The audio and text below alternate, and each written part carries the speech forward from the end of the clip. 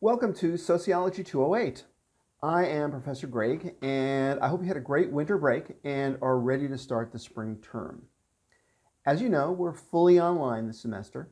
We won't be meeting in person or over Zoom, and you don't have to worry about COVID, coastal flooding, snowstorms, etc. Basically, you can take the course anywhere in the world where you can get an internet connection. Personally, I was thinking of spending the winter someplace warm, or somewhere where there won't be anyone around to annoy me. But of course, this also means that you're going to have to be able to work pretty independently. There's not going to be anyone around to remind you about due dates or cajole you about missing work. Okay, so let's talk about what this course is all about. The name of the class is Social Problems, and the text is called Social Problems. So what does that mean? Well, as I hope you read in the syllabus, most courses on social problems present what's more or less a catalog of issues that are in some way viewed as problematic. So Chapter 1 would discuss poverty, Chapter 2 would discuss inequality, Chapter 3 might focus on crime, etc. I've put together this course in a totally different way. We're not going to take the idea that any of these things are problems for granted. Instead, our focus is going to be on how particular social conditions become defined as problems. So this involves looking at who does the defining and how a particular social context, for example, early 21st century America, makes it easier to define some conditions as problems but not others. And also what happens to these problems as they make their way through a policy process. Let me give you an example. Let's take prostitution. There's evidence that sacred prostitution, that is, prostitution that took place within a temple and which is associated with a religious rite, was practiced among the ancient Babylonians, ancient Phoenicians, and the Greeks. It also appears in parts of India, and also among the Maya and Aztec peoples in Central America. Prostitution in the West has certainly been viewed as sinful, though it's been more or less tolerated throughout history. Fast forward to today, whereas prostitution was once considered degrading to women, today there are groups of feminists who actually view it positively. They call prostitutes now sex workers, and they're celebrated for taking control of their own destinies through the sale of sexual services to paying customers. Prostitution, in other words, has come to represent women's empowerment. Now, the point here is that social conditions are not fixed. They change as the social context changes. This approach to social problems is called social constructionism, and basically it's been around since about the mid-1970s. You could easily fill a whole semester course just on social constructionism, which has some philosophical aspects that are interesting. But we're not going to do that here. If you're interested in an overview, you can find a video put together by the Khan Academy online. And if you search for it on Google, you shouldn't have much trouble finding it. It's about 4 minutes long, so it provides a good overview. But anyway, our focus in this class is going to be on claims, or to be more specific, claims about social problems. So what's a claim? Well, a claim is basically an assertion about the truth of something, typically an assertion that's disputed or in doubt. For our purposes, a social problem requires two things. First, it requires a condition of some sort.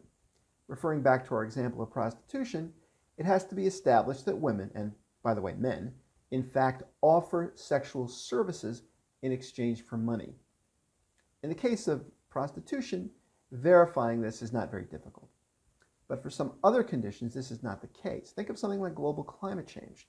Well, up until very recently, it was very difficult to establish that the Earth was in fact warming, and that warming was related to carbon dioxide. Now that has changed in about the last decade, maybe decade and a half, but claims about climate change originated, well, depending on where you count from, some originated in the 19th century, but certainly by the early 1960s, it was pretty well established, this relationship between carbon dioxide and climate change.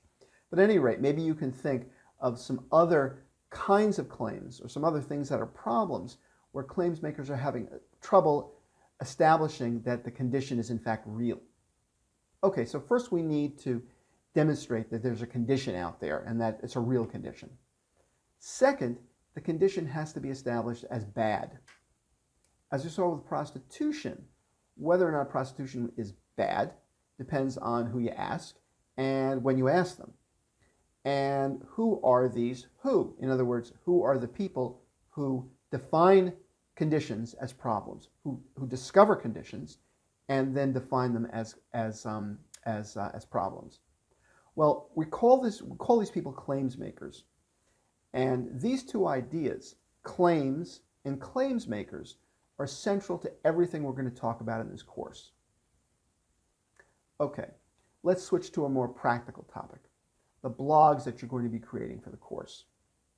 If you haven't already done so, make sure you take a look at the handout on these blogs that I posted up on Blackboard.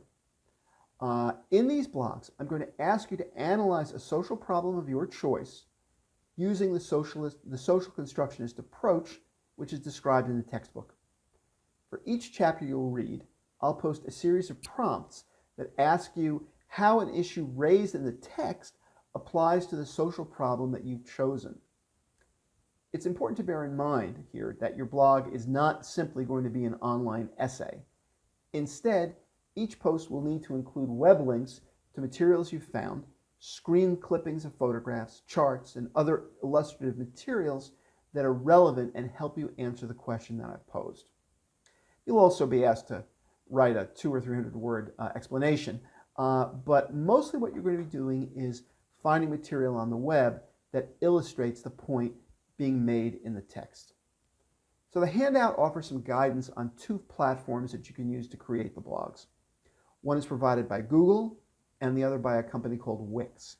I've even created a video about Wix, although you can find videos on both Google's Blogger platform and on Wix on the web. So here I want to offer some suggestions now about how to choose the problem you're going to focus on. As you'll see in the handout, I provided a list of social problems that you should choose from. They've been selected because they will allow you to complete the assignments. You may be tempted to select a problem with which you have some personal experience, but I would strongly suggest that you do not do this. Why? Because the constructionist approach requires a great deal of objectivity. Some would say even skepticism about social problems. For example, while one would not deny that there are people in the United States who don't have homes, social constructionists are interested in questions such as, how is the idea of home defined? How have descriptions of homelessness changed over time?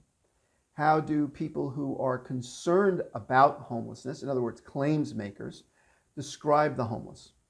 Who and what do they say is to blame for homelessness? And perhaps most challenging, what is it that makes homelessness a social problem? What is it that makes it a bad thing? If you have strongly held beliefs about homelessness, it's going to be more difficult to examine it objectively. And for this reason, it's best that you select the topic you're curious about, but about which you have few opinions. Read the list of problems I provided carefully. Do a Google search on a few problems in order to see what kinds of information you can find. And remember that you'll be dealing with the problem you choose for the entire semester. So make sure that you choose wisely.